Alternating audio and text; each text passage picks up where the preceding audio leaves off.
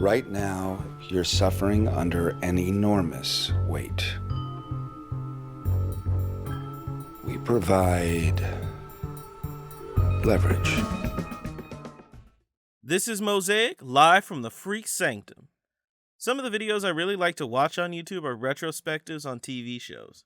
But something I have noticed is that some of my favorite shows of all time don't have a lot of content about them out there, if any. So I decided that it was time to rectify that. In a similar vein to Obscurus Lupa or Billiam, I'm going to be making season-by-season retrospectives on some of my favorite shows, excluding Power Rangers because Linkar pretty much has that covered. I see no better show to start with than Leverage. Leverage follows the adventures of 5 thieves who decided to use their criminal expertise to take down other criminals and corrupt big business on behalf of the everyday people who can't defend themselves. Created by John Rogers and Chris Downey, producer Dean Devlin brought this show to TNT in 2007 because he wanted to create a show like the things that he grew up watching. And while the cast and crew lovingly call it a modern-day A-Team, any fan of heist movies will undoubtedly make some parallels to Ocean's 11 with the ensemble cast, jazzy soundtrack, and supreme sense of cool. The show ran for 5 incredible seasons, all of which can be found on Amazon Prime, by the way. But today we'll only be covering the first season. Now, before I start, I want to make sure you understand. I will be discussing the show's plot, characters, and other aspects in depth. So this is your spoiler warning. If you want to go into the show as fresh as possible, pause this video and go watch at least the first season on Amazon Prime or some other legitimate source. Again, if you don't want spoilers, this is your last chance. With that out of the way, let's go steal a good time.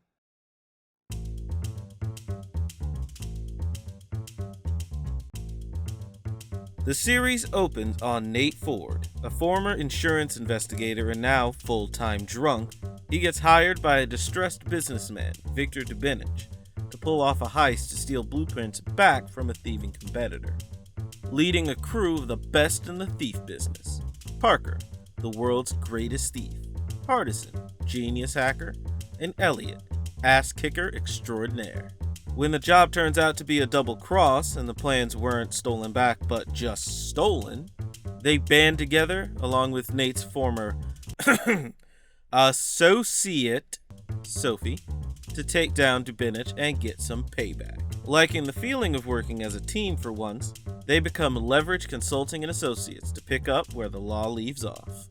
Over the course of the season, the team takes down some vile bad guys, and even presents some big-scale disasters, becoming close friends as a result.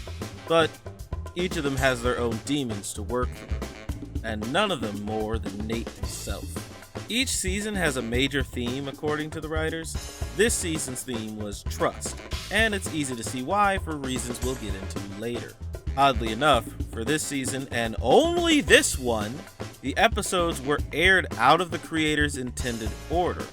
I honestly have mixed feelings about this because there was no real reason to air the episodes out of order, but it overall doesn't have too much impact on how the story beats play out, so I don't mind it as much. While the show remains episodic throughout its entire run, it does have a clear arc, with season 1 following Nate getting closure for his tragic past. Again, we'll talk about that later. For now, I just want to talk about the meat of the show. The cons. Every con allows each of the actors to flex their muscles as they play a variety of personas from episode to episode.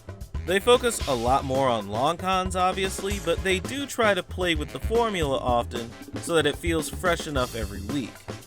Something interesting about the events of the show is that all the cons we see are based on actual, real-life crimes and schemes. In fact, they brought on someone whose family were actual thieves, Apollo Robbins, to keep things as accurate as possible. He even brought on other non-violent thieves to consult on areas of the craft that he was not as experienced in. That to me shows a great dedication to authenticity, and I cannot help but respect it. Now, seeing as the show has a less of a plot arc this season so much as a character arc that drives it, I think this might be the best time to segue into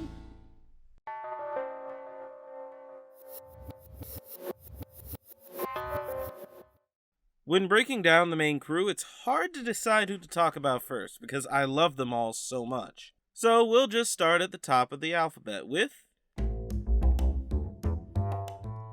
Artisan is the crew's hacker and technical specialist.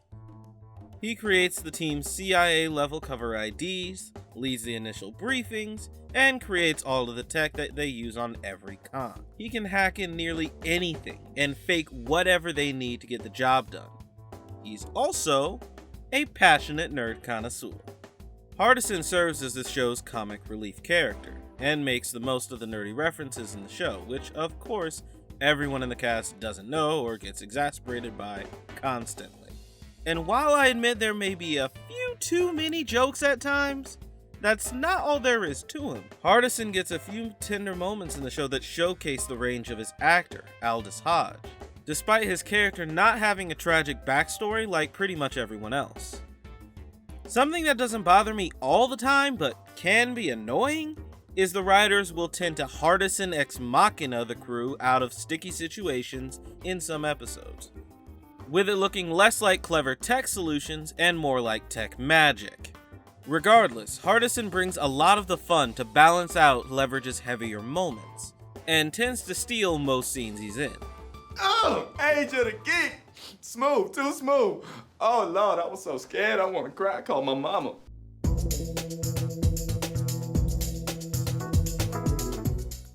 The crew's hitter, Eliot, is the retrieval specialist and serves as the muscle.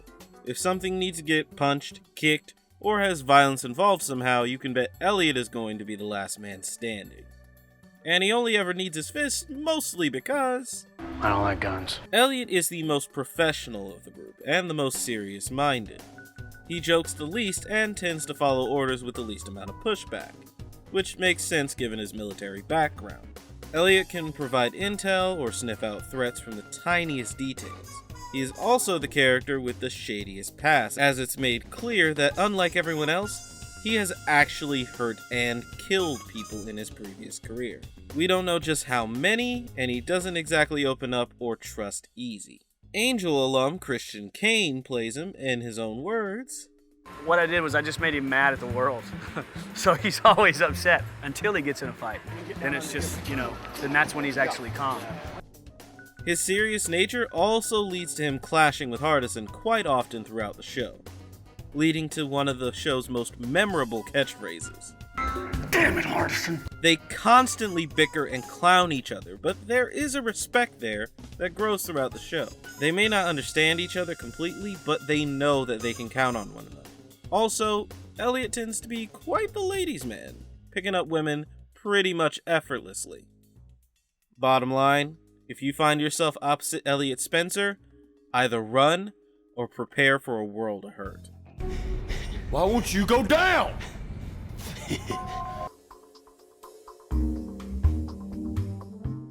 The show pretty much presents the perfect way to describe Parker right in the first episode. It's 20 pounds of crazy in a 5-pound bag. Parker is the most traditional idea you get when you think of a thief. She's incredibly agile, lithe, and obsessed with money.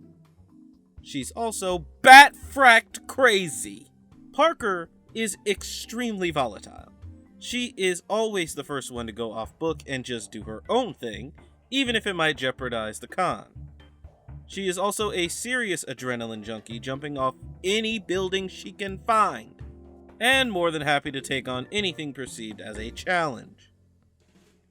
Parker is my favorite character in the show, and, apart from Nate, the one who grows the most over the course of it. Growing up in abusive foster homes throughout her childhood, Parker is incredibly socially awkward and naive when it comes to social interaction, with a lot of her quirks weirding out anyone in her general vicinity. She works best with Hardison, and the two's blossoming relationship is always fun to watch. It makes for some of the funniest yet endearing moments in the entire show, portrayed expertly by Beth Riesgraf, who is clearly having too much fun. She brings such a vulnerability to Parker that allows all the facets of her character to show. I never get tired of watching her work. You can always count on Parker to keep things interesting. When the hell was you gonna test it? Big baby.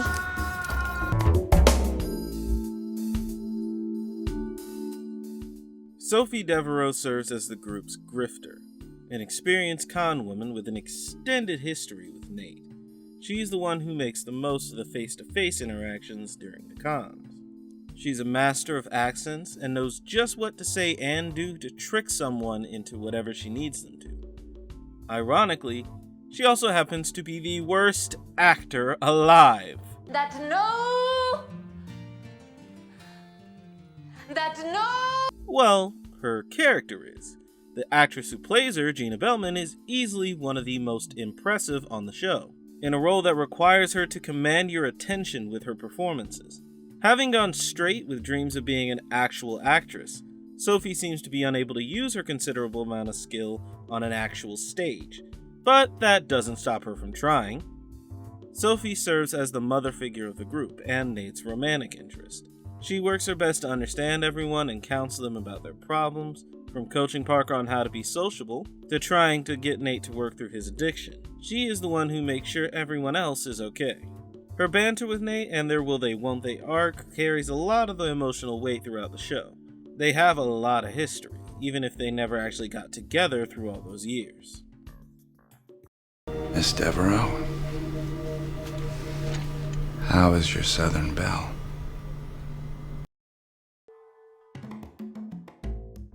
Incredibly intelligent and a master strategist, Nate leads the team as the mastermind behind the cons.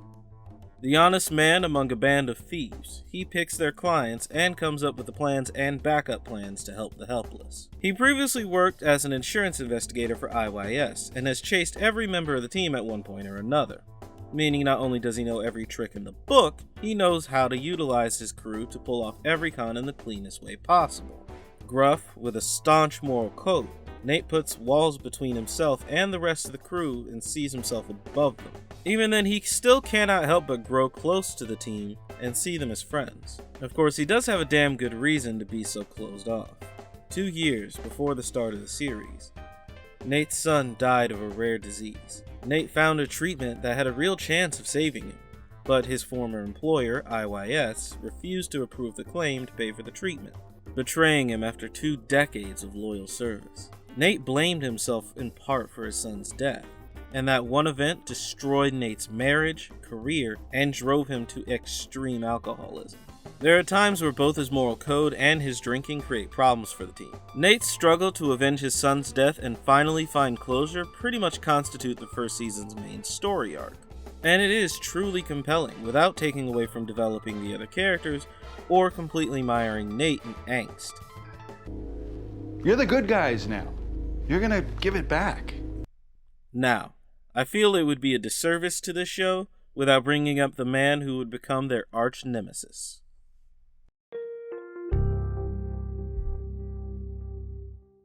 Played by legendary character actor Mark Sheppard, Sterling is, as Parker puts it,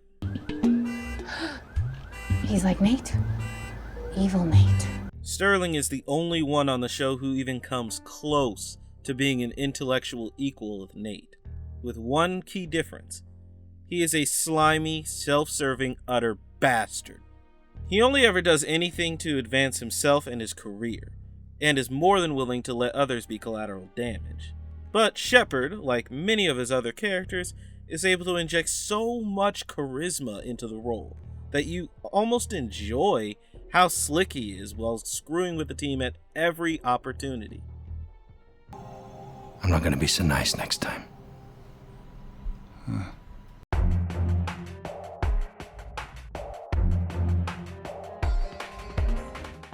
Some highlight cons this season include The Nigerian Job, one of the best pilot episodes to a show I have ever seen. The Miracle Job, great Nate episode that shows the first utilization of the main catchphrase. The Bank Shot Job, the first episode to play with the formula and show the team working on the fly at their best. The Stork Job, incredible Parker episode with some nice moments for Hardison. But none of these compare to the show's 2-part finale.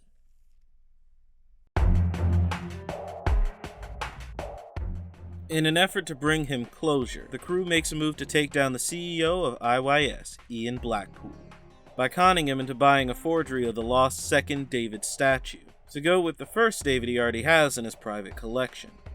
This leads them into running into Nate's ex-wife, Maggie, and, once again, the formidable Sterling. Sterling then proceeds to blow the con wide open, capturing Parker and Hardison and forcing Sophie to reveal that she had stolen the second David 10 years prior, and was using this con to help herself as well as Nate. This comes to a major head in one of my favorite moments in the whole show. So this whole scam to burn Ian was basically to get your hands on the first Dave, isn't that right, Jenny? Don't you dare pretend this has been a selfless crusade on your part. It wasn't a coincidence that you set up our offices in the same city as Blackpool. You knew one day you'd go after him and you'd use us. And the fact is, she's absolutely right. Nate always planned to use the team to get his revenge. As much as he wants to act high and mighty around the team, he is every bit as screwed up as they are. The only difference is they admit it. With some clever thinking, the team rescues their comrades and barely escape with their lives, splitting up to escape the heat. 3 months later, each member of the team is back to their loner ways, and working to steal the Davids and get payback. Saved from the upgraded security by Nate and filled with tension after what happened, the team works through their differences and pulls off one of the best cons of the season. You may think I've given up every detail of this finale, but trust me, there's plenty of stuff that I couldn't mention here, because you just have to experience it for yourself. But let's just say you won't see it coming, even if you think you do.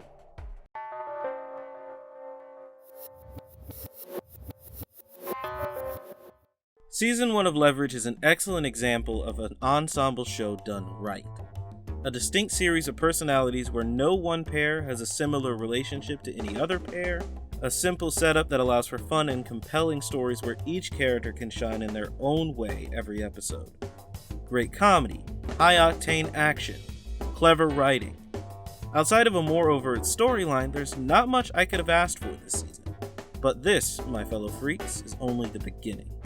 Tune in next time for Season 2.